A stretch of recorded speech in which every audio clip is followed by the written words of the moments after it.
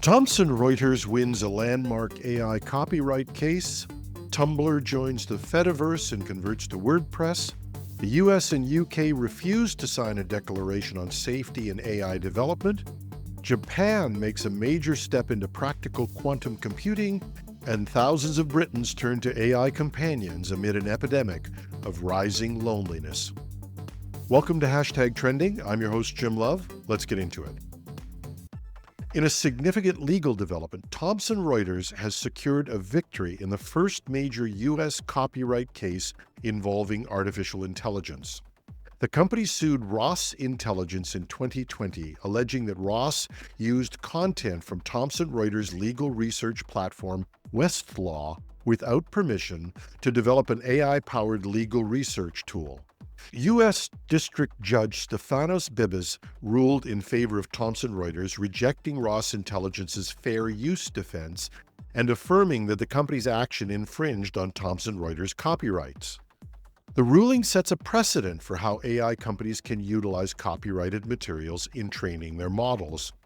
The court emphasized that Ross's use of Westlaw's content was not transformative and directly competed with the original product, thereby failing to meet the criteria for fair use. The case highlights the growing tension between technological innovation as AI systems increasingly rely on vast amounts of data, often sourced from existing copyrighted works. This decision underscores the necessity for companies to navigate these complexities of copyright law very carefully. The ruling could have big consequences for some of the major AI companies who have ingested countless copyrighted documents, and for regular businesses developing or using AI models. This ruling serves as a critical reminder to assess the legality of their training data sources. Tumblr is set to integrate with the Fediverse, a decentralized network of social platforms, following its migration to WordPress. This move, expected after Epidemic, the company that is associated with WordPress, completes shifting Tumblr's backend to WordPress, will enable interoperability with other Fediverse platforms using the ActivityPub protocol that Mastodon uses. It's a bold step for the platform that, despite its ups and downs, remains a significant player in the social media landscape. Tumblr was launched in 2007 and carved out a niche as a hybrid of social networking and microblogging, amassing over 465 million blogs by 2019. While it lost some traction after controversial content moderation changes, its relevance has persisted, particularly among younger users. Nearly half of its active base today belongs to Gen Z. Epidemic, which acquired Tumblr in 2019, is now betting on WordPress as a way to modernize the platform's infrastructure while expanding its reach. The WordPress migration is intended to simplify development and facilitate code sharing, ensuring Tumblr remains adaptable. However, Epidemic's ambitions are unfolding against the backdrop of internal turmoil. The company is embroiled in legal disputes with WP Engine, a major WordPress hosting provider, over alleged misuse of the WordPress trademark and insufficient contributions to the open source project. The conflict has led to Epidemic scaling back its own contributions to WordPress development, raising concerns about the long-term stability of the ecosystem. Despite these issues, Epidemic remains committed to decentralization, with Tumblr's Fediverse integration signaling a shift away from relying on closed social networks. For users, this transition will mean greater flexibility in how they engage with content across platforms. By adopting ActivityPub, Tumblr positions itself as a growing movement favoring open standards over walled gardens. Whether this strategy revitalizes Tumblr's influence remains to be seen, but it marks a significant departure from traditional social media models and a test of how well WordPress can support a decentralized future.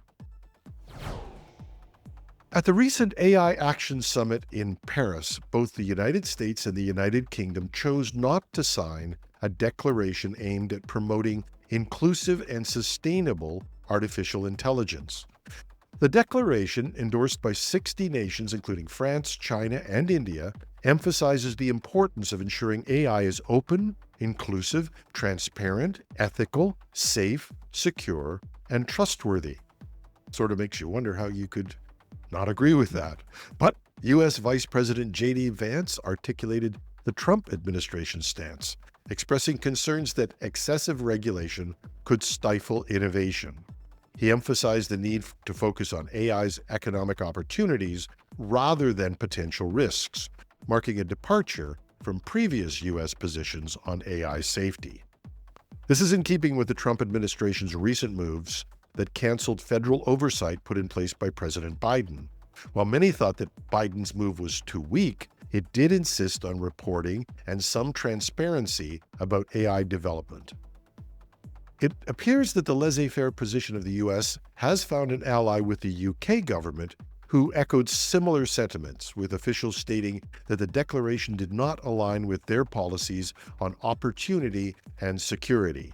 A spokesperson for Prime Minister Keir Starmer noted that the UK would only support initiatives that align with its national interests. The move has drawn criticism from various quarters. The Ada Lovelace Institute, an AI think tank, expressed difficulty in understanding the UK's decision, emphasizing the importance of integrating AI responsibly and safely into the economy.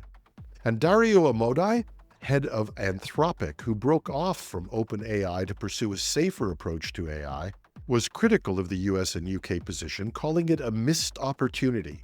He went on to further say, advanced AI presents significant global security dangers, ranging from misuse of AI systems by non-state actors and more. We must ensure democratic societies lead in AI and that authoritarian countries do not use it to establish global military dominance. I think it's clear and an objective position supported by the statements from the U.S. that they are willing to put safeguards on the back burner to ensure they are the winners of the AI race to superintelligence, which is exactly the point where AI could become very dangerous. Japan has unveiled the world's first hybrid quantum supercomputer by integrating a 20-qubit quantum computer named Raimai into Fugaku, currently the world's sixth fastest supercomputer. The pioneering system, housed at the Riken Scientific Institute in Saitama, near Tokyo, aims to tackle complex calculations in physics and chemistry that are challenging for classical supercomputers. Riken representatives said they chose Quintinium's quantum computer for the integration because it has a unique architecture in how it handles qubits. The Quintinium computer has already achieved a breakthrough in creating a logical qubit with an error rate 800 times lower than other quantum architectures. Unlike many quantum computers that utilize superconducting qubits, Raimai employs trapped ion qubits. The method involves isolating charged atoms, or ions, in an electromagnetic field and using lasers to precisely control their quantum state. This approach offers longer coherence times and more connections between the qubits, potentially leading to much more stable and scalable quantum computations. So the integration of Raimai with Fugaku represents a significant step forward towards practical quantum computing applications. While there are fully functional quantum computers in industrial use, like Canada's D-Wave, the large-scale quantum computers are still in development, and hybrid systems like this can leverage the strengths of both classical and quantum computing to solve problems more efficiently.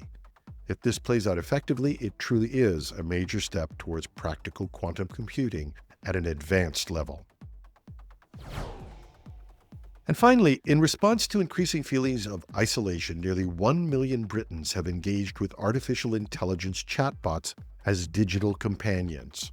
Platforms like Character AI and Replica offer users the opportunity to create personalized chatbots, fostering interactions that range from friendship to romantic relationships.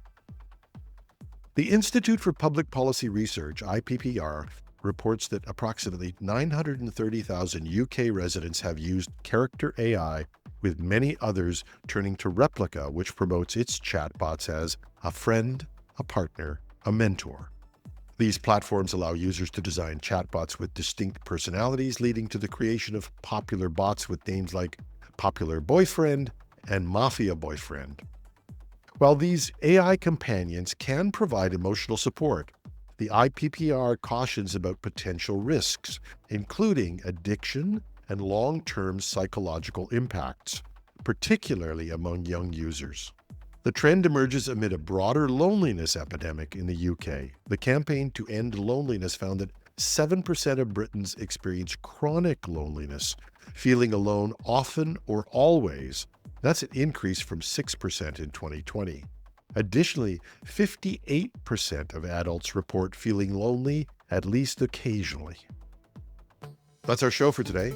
And as the author of a sci-fi book on AI intelligence and its relationship to people, I'd love to have your thoughts. You can reach me at editorial@technewsday.ca or on LinkedIn, or if you're on YouTube, just leave a like, a thumbs up, and a comment. See how I did that? No.